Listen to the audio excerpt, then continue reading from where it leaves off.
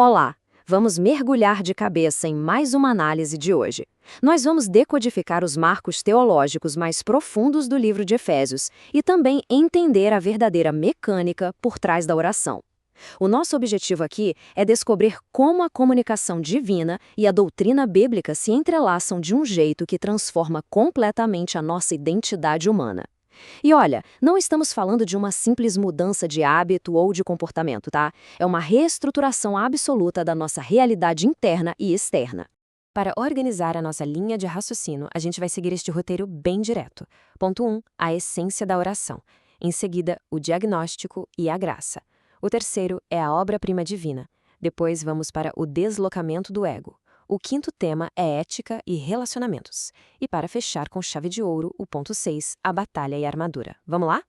Ponto número 1, a essência da oração e como ela eleva a humanidade. Sabe aquele conceito muito comum de que a gente ora só para tentar convencer Deus a fazer a nossa vontade? Pois é, nós precisamos deixar isso para trás agora mesmo. Tem uma frase da escritora Ellen G. White que diz assim: a oração não faz Deus descer até nós, mas eleva-nos a Ele. Isso é poderoso demais. Essa visão captura com perfeição o que é a comunicação divina. A oração é, literalmente, uma ferramenta para elevar a nossa própria compreensão. Pensemos no exemplo clássico do profeta Elias. Depois de uma daquelas vitórias épicas, ele bateu de frente com um medo e uma exaustão paralisantes. E qual foi a resposta de Deus para aquele desânimo todo? Não foi um show pirotécnico, não foi um espetáculo grandioso de poder para fazer o divino descer com fúria. Pelo contrário, foi ternura, foi descanso e um sussurro suave que elevou a mente de Elias, trazendo de volta a clareza que ele precisava. E como a gente traz essa mudança de pensamento para a nossa prática do dia a dia? Bom, o modelo bíblico da oração de Daniel é perfeito para isso. Ele traz 4 pilares super bem estruturados que garantem aquela conexão equilibrada e holística. A gente começa pelo louvor, que é reconhecer a grandeza divina. Depois vem a confissão, aquele momento crucial que abre espaço para a verdadeira transformação do nosso caráter. Aí sim entram os pedidos, que é a hora de apresentar os desafios específicos da vida. E fechando o ciclo, a ação de graças, que serve para ancorar o coração na gratidão. Seguir essa estrutura evita, de uma vez por todas, que a comunicação com o divino vire apenas uma lista de exigências. Entrando no nosso segundo ponto, o diagnóstico e a graça, da morte para a vida. Construindo em cima dessa base da oração, o livro de Efésios vem revelar a nossa real condição interna e, de quebra, nos mostra a escala gigantesca da graça divina. Se a gente escavar o texto original grego do capítulo 1, vamos esbarrar em umas chaves linguísticas incríveis, como, por exemplo, a palavra esselexato. Na cultura greco-romana daquela época, o destino das pessoas costumava ser decidido por deuses descritos como caprichosos e até cruéis. Mas esse termo, esselexato, muda tudo.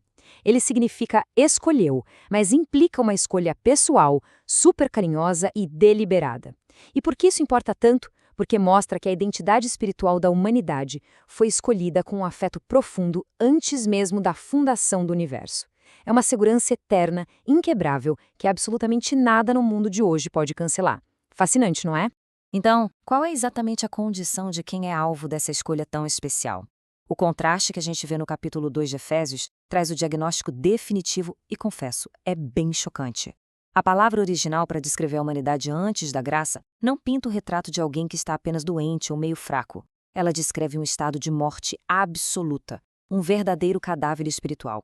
A salvação, portanto, não é sobre pessoas ruins que decidem se tornar boas seguindo um monte de regras ou uma religião. A história é muito maior. Trata-se de pessoas que estavam espiritualmente sem vida, recebendo uma ressurreição autêntica. E o mais impressionante, isso acontece inteiramente através de uma graça que a humanidade não fez absolutamente nada para merecer. O que nos leva ao ponto 3, a obra-prima divina. Fomos criados para um propósito. E aí vem a grande pergunta. Depois dessa ressurreição impressionante, no que exatamente o ser humano é transformado? O versículo 10 usa uma metáfora genial, a palavra grega poema. Isso significa que ninguém aqui é um produto genérico feito em massa numa linha de montagem existencial. Cada pessoa resgatada é uma obra de arte única. É um poema literal onde Deus é o próprio autor. E tem um detalhe estrutural crucial aqui. As nossas boas obras não são a causa da salvação, de jeito nenhum. Elas são apenas o resultado natural, a consequência óbvia dessa nova identidade. É, no fim das contas, a utilidade divina que se encontra logo depois que a obra-prima é restaurada. Avançando para o nosso quarto ponto, o deslocamento do ego e como funciona a reconfiguração da nossa mente. Chegamos no verdadeiro coração desta análise. Pensamos bem. Se a ressurreição é um presente absoluto e a nova identidade é uma obra de arte esculpida pelo próprio divino, o texto bíblico começa a quebrar o orgulho humano pedacinho por pedacinho. O holofote sai da capacidade humana e vai todo para o poder e a provisão de Deus. O foco não é a escolha humana, e sim a seleção divina. Não é o esforço da humanidade, mas a graça dele. Não é uma obra nossa, é o poema dele. E claro, não usamos a nossa própria armadura, mas sim a proteção divina. É a eliminação total daquela ilusão de que somos os arquitetos da nossa própria salvação. Quando a gente entende isso, abre-se um espaço enorme para uma humildade genuína e uma dependência real que liberta de verdade. Mas aí, para que o ego não tente roubar o volante de novo, o apóstolo Paulo, no capítulo 4, fala sobre a renovação da mente. E o mais interessante é que o verbo no texto original está no presente contínuo. Ou seja, não é algo que acontece num belo dia e pronto, acabou o problema. O texto sugere uma espécie de neuroplasticidade espiritual. E por que usar esse termo da ciência moderna? Porque da mesma forma que o cérebro físico consegue criar novas conexões, o texto está ensinando que aqueles traumas antigos, aqueles velhos hábitos super enraizados, tudo isso pode ser ativamente refeito. Todos os dias, acontece uma renovação contínua para que a velha natureza seja superada dia após dia. E no ponto 5, nós vamos ver ética e relacionamentos, o código da submissão. Como toda essa teoria e identidade nova funcionam na vida real, no mundo prático das relações. O capítulo 5 chega simplesmente despedaçando as normas culturais daquela época. Só para contextualizar, no antigo Império Romano, a regra do pater familias dizia que o homem tinha poder absoluto de vida e de morte sobre todos na sua casa. E o que Efésios faz? Introduz a ideia da horizontalidade. É um código totalmente revolucionário, dizendo que as relações dentro de casa e na comunidade também devem ser guiadas pela submissão mútua, tudo por reverência a Cristo. Isso quebra aquelas antigas dinâmicas de poder.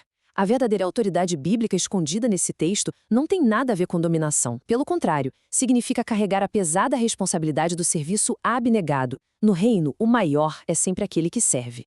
E essa ética horizontal não fica presa dentro de casa. Ela transborda para alcançar toda a comunidade de fé. Quando o texto fala de união, ressaltando um só Senhor, uma só fé, um só batismo, a grande lição é que a unidade não é um sentimento frágil. Não é um estado emocional que a gente precisa ficar fabricando toda vez que alguém discorda de algo. De jeito nenhum. A unidade é um fato consumado. Ela já foi garantida e consolidada na cruz. A responsabilidade da comunidade é simplesmente preservar essa unidade, tendo a firme consciência de que a base comum é muito maior e inquebrável, mesmo frente às naturais diferenças humanas do dia a dia. E chegamos ao nosso sexto e último ponto: a batalha e a armadura. O segredo para permanecer firme. Toda essa arquitetura fantástica que vimos culmina na guerra espiritual externa. Afinal, tentar viver todos esses valores elevados na prática acontece em um ambiente que é muitas vezes hostil. O capítulo 6 detalha a tão famosa armadura de Deus. Mas preste atenção nesse detalhe fascinante que muita gente não nota. Se formos olhar o contexto lá do Antigo Testamento, especificamente no livro de Isaías, o significado disso muda completamente. A armadura que Efésios descreve não é um simples kit de equipamento militar fornecido por Deus. É o próprio uniforme que o próprio Deus veste. O que isso quer dizer na prática? Que durante a batalha espiritual, quando as forças inimigas recuam, elas não estão fugindo porque a humanidade é forte ou corajosa. Elas recuam porque reconhecem e tremem diante do uniforme invencível do grande general. Isso é de arrepiar. Outro ponto brilhante no design metafórico dessa armadura é que, se a gente reparar bem na lista das peças, não existe nenhuma proteção para as costas. E não, isso não é uma falha de planejamento do texto. É uma exigência profunda. Esse detalhe obriga os crentes a lutarem juntos, nunca isolados. A comunidade existe justamente para proteger os pontos cegos uns dos outros. Fica extremamente claro que ninguém, absolutamente ninguém, foi projetado para enfrentar as batalhas dessa vida de maneira solitária. Todo mundo depende da cobertura de quem está do lado. Para sintetizar tudo que a gente aprofundou nessa exploração, podemos olhar para 4 grandes pilares teológicos. Eles resumem perfeitamente toda a jornada. Temos a soteriologia, que é entender que a salvação vem exclusivamente por uma graça imerecida através da fé. Temos a eclesiologia, mostrando que a igreja é um corpo vivo, multicultural e inseparavelmente unido.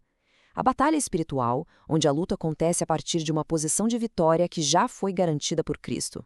E coroando tudo, a ética cristã, porque toda a fé e transformação interna precisam obrigatoriamente resultar em mudanças práticas de caráter e comportamento. É o movimento de dentro para fora. E assim a nossa análise vai chegando ao fim, mas não dá para terminar sem deixar uma provocação no ar. De todos esses segredos ocultos, desde a nova mecânica de oração até o deslocamento total do nosso ego pela graça divina, qual deles mais confronta a maneira como a espiritualidade é vivida no mundo de hoje? Essas verdades antigas colidem de frente com os valores modernos de autossuficiência e individualismo que a gente vê o tempo todo. Refletir sobre onde isso mais esbarra na nossa prática diária pode ser exatamente o primeiro passo para experimentarmos de verdade aquela neuroplasticidade espiritual e, assim, começar a viver plenamente como a obra-prima que fomos desenhados para ser muito antes de tudo começar.